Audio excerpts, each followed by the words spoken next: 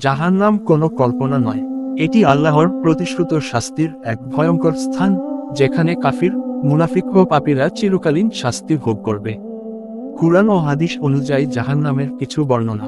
জাহান্নামের আগুন দুনিয়ার আগুনের চেয়ে 70 গুণ বেশি তীব্র। সহিহ বুখারী 3265।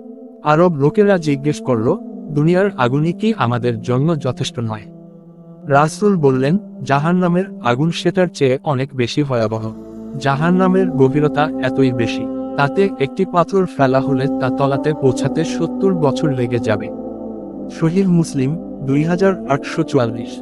কাফিরদের চামড়া পুড়ে গেলে আল্লাহ নতুন চামড়া সৃষ্টি করবেন, যাতে শাস্তি অনুভব করতে পারে। সূরা আন-নিসা আয়াত 56।